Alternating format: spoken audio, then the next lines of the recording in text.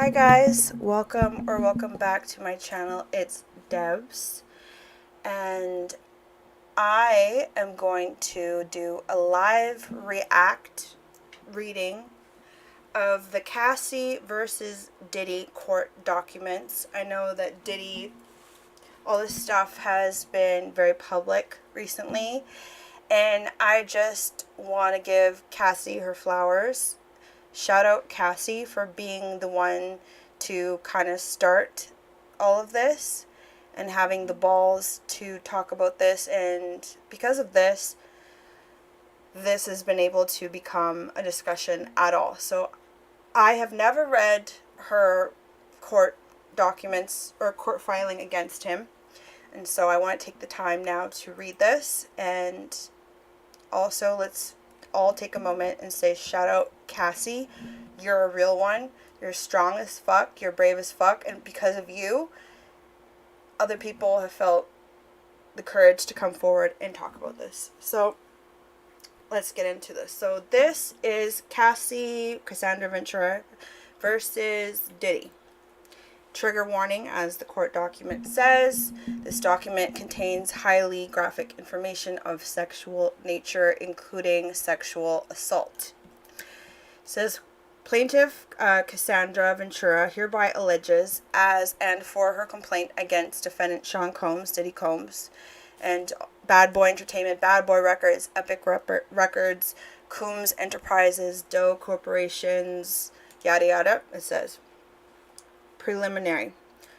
Defendant Sean Combs is a rapper and record executive popularly known by his stage names Puff Daddy, P. Diddy, or Diddy. Mr. Combs came to fame in the early 1900s with his record label Bad Boy Records. He rose to prominence in the music and entertainment industry over the decades and is regularly referred to as a hip-hop mogul. In 2022, Mr. Combs received the Lifetime Achievement Award at the BET Awards. During his acceptance speech, he stated, "I have to give a special shout out, thank you, love to the people that were really there for me." He named a number of people before adding, "and also Cassie for holding me down in the dark times, love. The truth, however, is that Cassie, Miss Cassandra Ventura, was held down by Mr. Combs and endured over a decade of his violent behavior and disturbed demands. For Miss Ventura, the dark times were those she spent trapped by Mr. Combs in a cycle of abuse, violence, and sex trafficking. Among other violent and unlawful acts, Mr. Combs, P. Diddy, raped Miss Ventura in her own home after she tried to leave him, often punched, beat, kicked, and stomped on Miss Ventura, resulting in bruises, burst lips, black eyes, and bleeding. Blew up a man's car after he learned that he was romantically interested in Miss Ventura. Forced Miss Ventura to engage in sex acts with male sex workers while masturbating and filming the encounters. Ran out of his apartment with a firearm in pursuit of a rival industry executive whom he learned was nearby. Demanded Miss Ventura to carry his firearm in her purse just to make her uncomfortable and demonstrate just how dangerous that he is. And introduced Miss Ventura to a lifestyle of excessive alcohol and substance abuse, and required her to procure illicit prescriptions to satisfy his own addictions. So, I'm just going to take a moment here, and I'm just going to share this because as of right now, no one is watching, so just bear with me one moment. Yeah, as of right now, there's no one watching, so I'm just going to share this in hopes that hopefully someone cares to watch.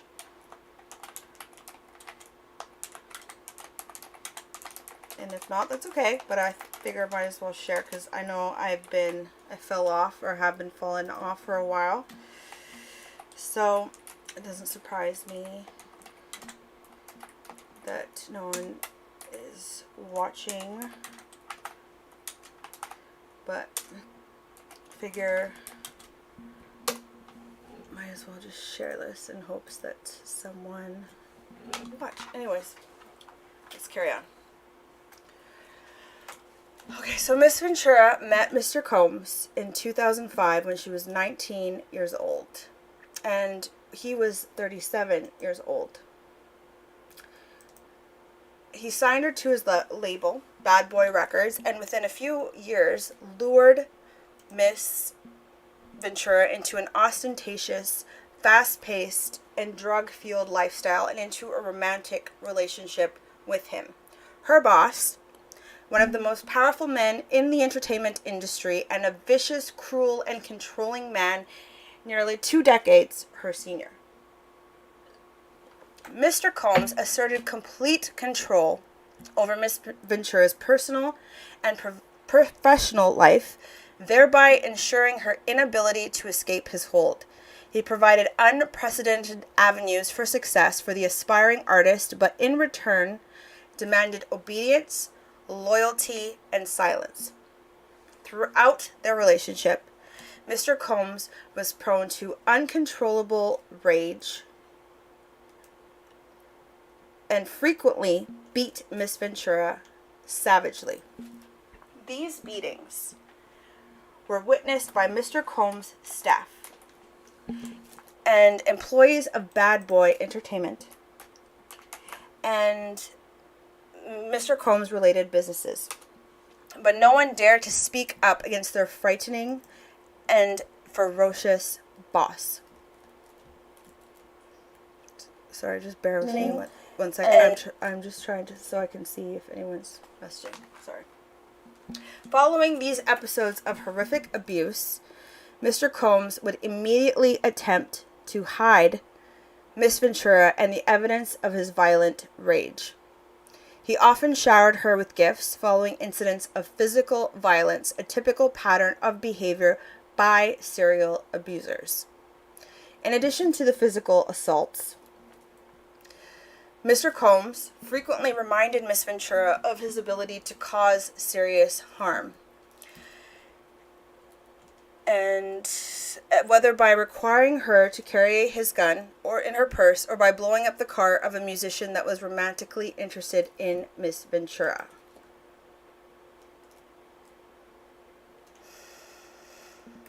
Adding insult to injury, Mr. Combs used illegal substances and threats of violence to force Miss Ventura into repeated unwanted physical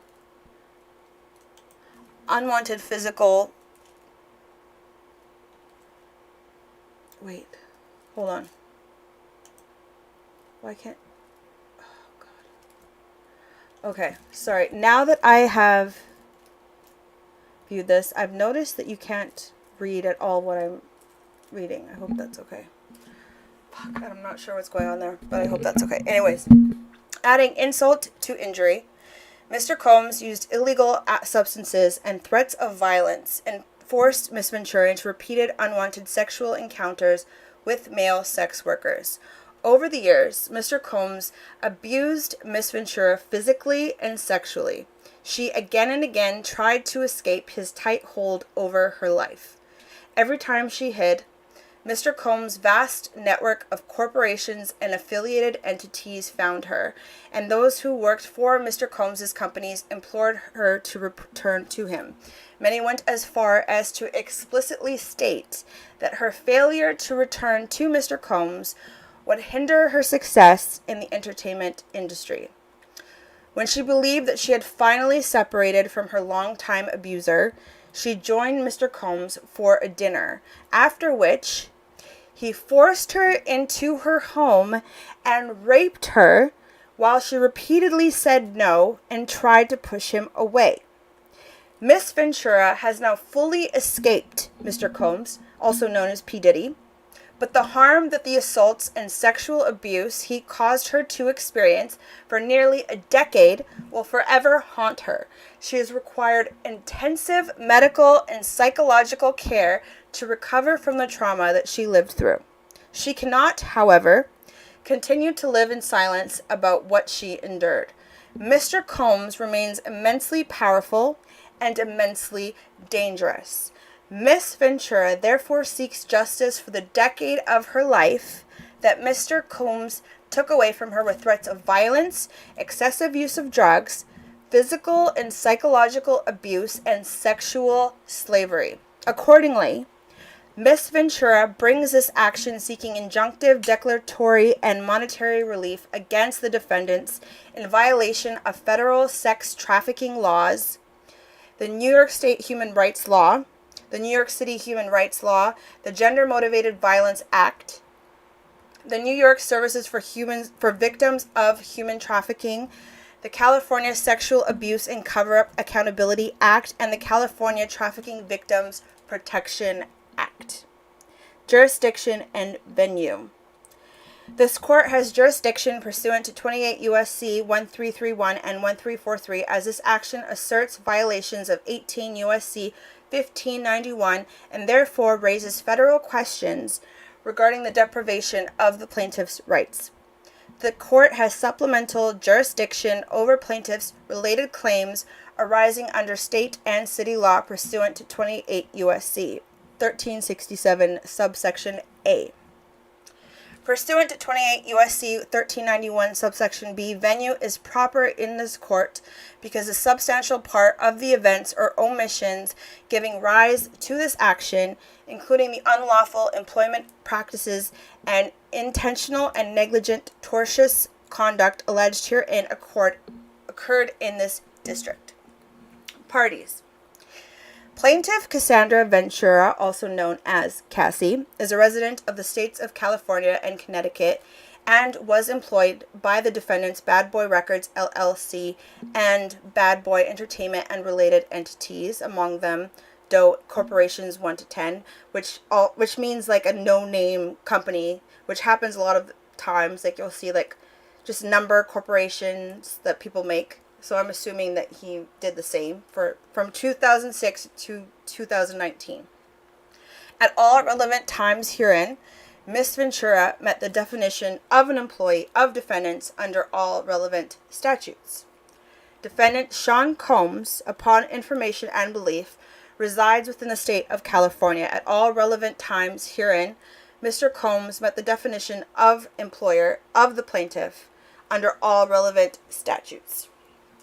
Defendant Bad Boy Entertainment is a music, media, and entertainment company founded by the defendant Sean Combs, which includes the record label Defendant Bad Boy Records LLC, which also means Limited Liability Corporation.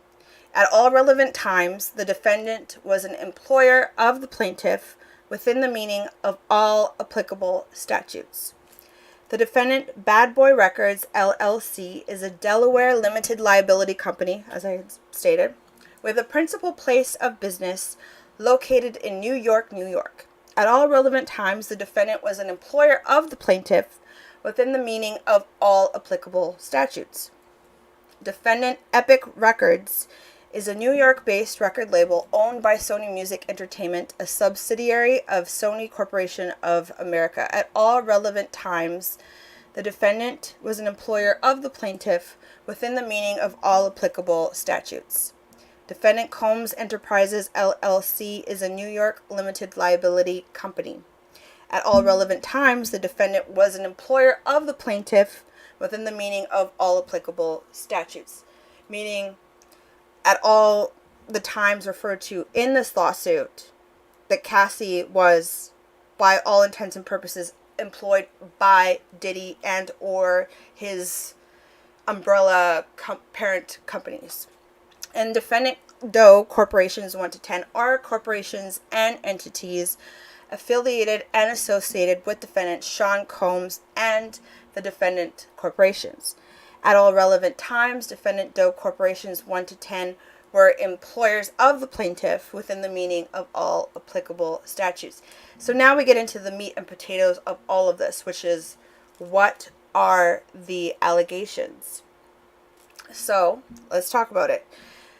Teenaged Miss Ventura, Cassie, meets Mr. Combs as her career begins.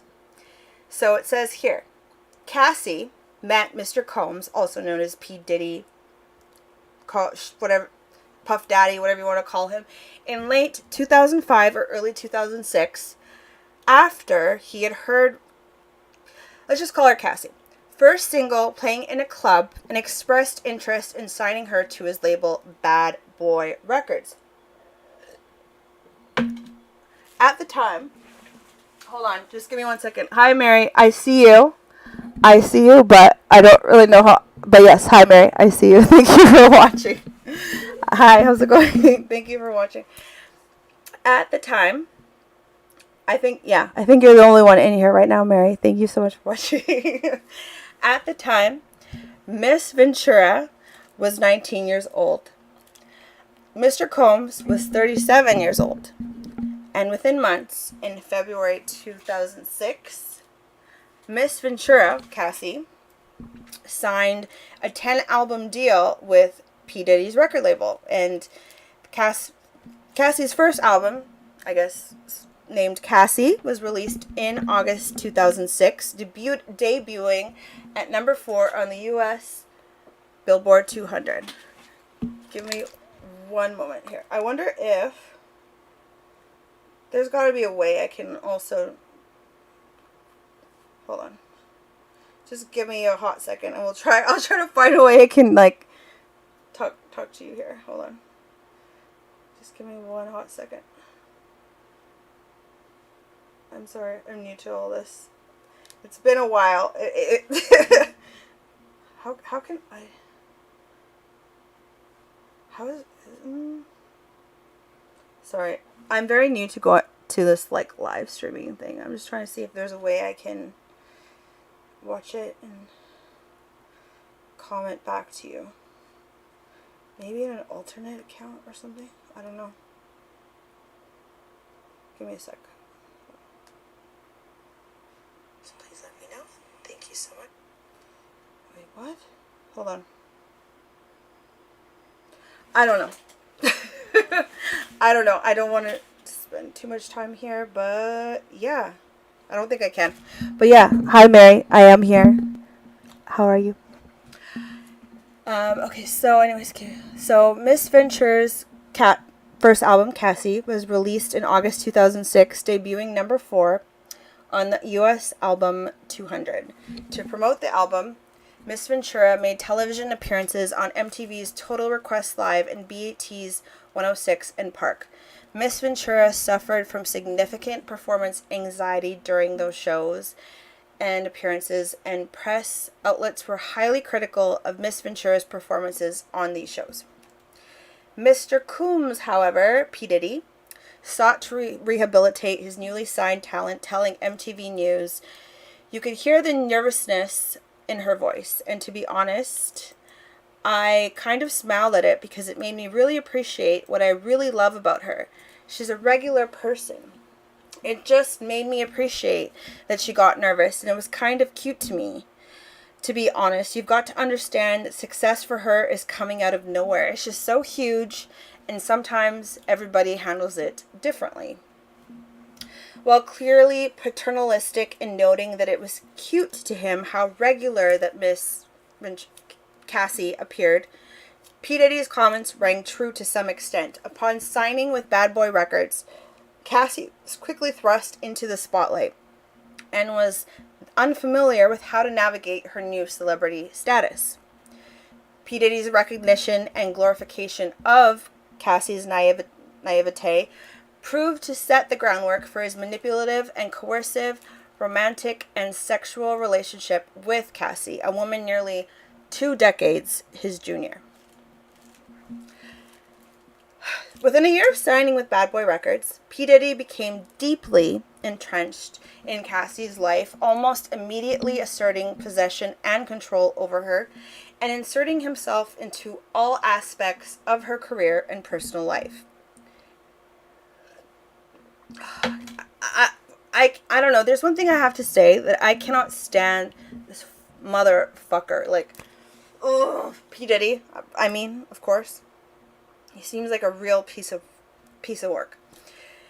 And another thing also is, like, I was born in the 80s, like late 80s, mind you.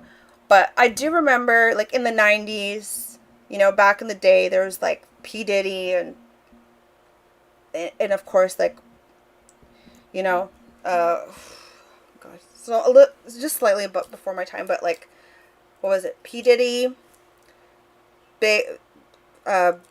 Notorious B.I.G., and, okay, you know what I'm talking about, right? And that was kind of when rap kind of started to take off. And back then, rap isn't what it is now. Most of these people came from a background of being a gangster in real life, and they sang about that kind of stuff, but it's not like how it is today. Like, they really came from that life. So that is something that I always kind of, like, stuck with me. Like, back then, the diss tracks were like, you better watch your back. Like there's quite a lot of rappers that are not around anymore to this day from the 90s. Keep that in mind. So I've never been super into the rap lore. I'm not familiar with it, but keep that in mind. That's always kind of stuck with me. But anyways, carrying on. In November 2006, which is like, that's the year I graduated from high school. Look, Mr. Combs invited Cassie to perform his song "Come to Me" along with him at the MTV Europe Music Awards in Copenhagen, Denmark. After rehearsal for the performance, P. Diddy walked around in a robe with a drink in his hand, flaunting his lavish party lifestyle to his label's newly signed artist. During hair and makeup leading up to the performance, Cassie's hairstylist and P. Diddy's makeup artist told Cassie that P. Diddy was interested in Cassie. Cassie shrugged off the gossip and in fact expressed disgust given the large age gap between her and the president of her record label, which would be P. Diddy. Emphasizing the age and power dynamic early on in their working relationship, P. Diddy positioned himself as a father figure and protector of Cassie, as they so often do, like almost like a grooming situation. By way of example, after returning to New York after a trip to Las Vegas, during which she endured a brief hospital stay, Cassie, who by then was fully healthy, went out to a club with her friends, and when P. Diddy saw her out, he reprimanded her, telling her to go home and take care of herself. At the time, Cassie thought that her record label was looking out for her well-being and that P. Diddy had her best interests in mind. P. Diddy also ensured he was intertwined with Miss Cassie's personal and social life, for instance, by inviting himself to Cassie's 21st birthday party in Las Vegas. Oh, wow, she was just a baby. He also brought along famous musicians and producers, thereby flaunting his celebrity status and influence in front of a young and impressionable Cassie. Sorry. Just give me one brief sec. I have to wash. I'll be right back. Oh my god.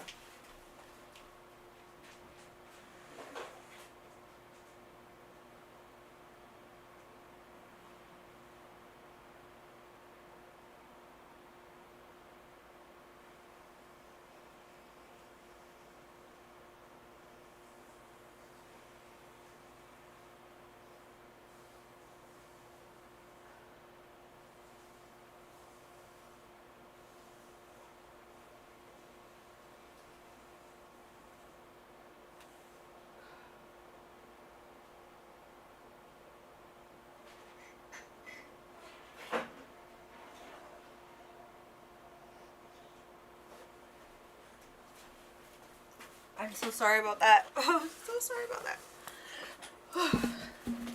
So sorry about that. It's been years since I've live streamed. Anyways, so although P. Diddy knew that Cassie was in a relationship at the time, and even though he was publicly in a relationship with Kim Porter, which is the mother of his children, P. Diddy nevertheless pursued Cassie at an after party in a hotel suite following Cassie's 21st birthday party. P. Diddy pulled Cassie into a bathroom and forcibly kissed her. Cassie did not consent to this unwanted contact. She immediately ran out of the bathroom in the hotel suite and cried.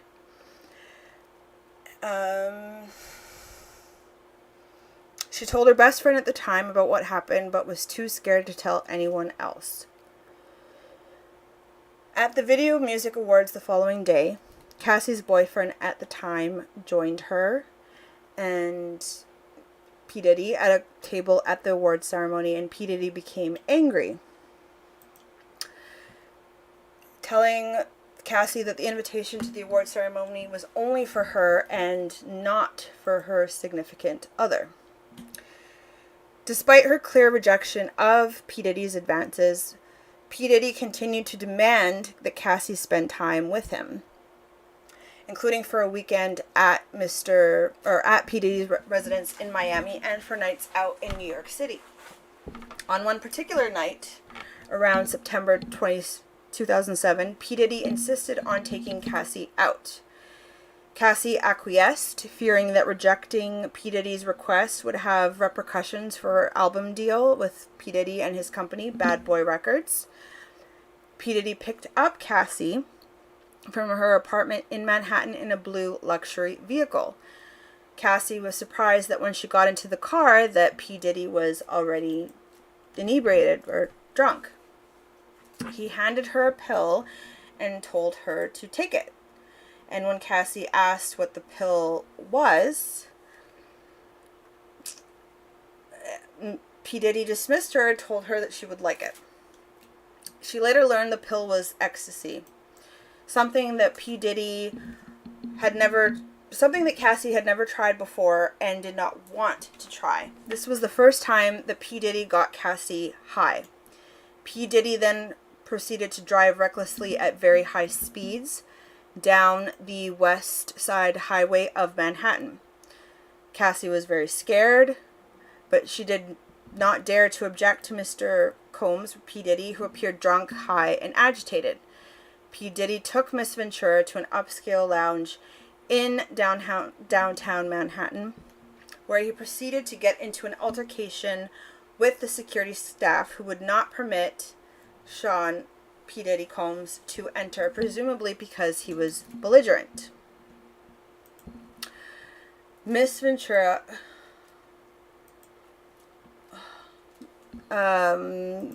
Cassie decided to go home, but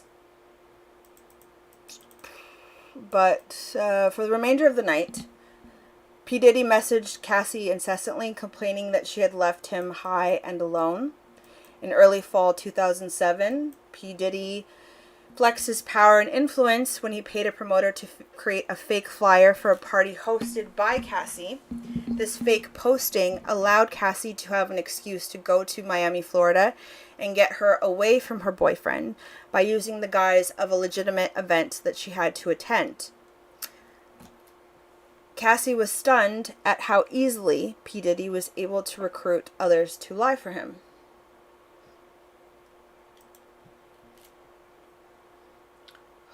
I'm wondering if I should...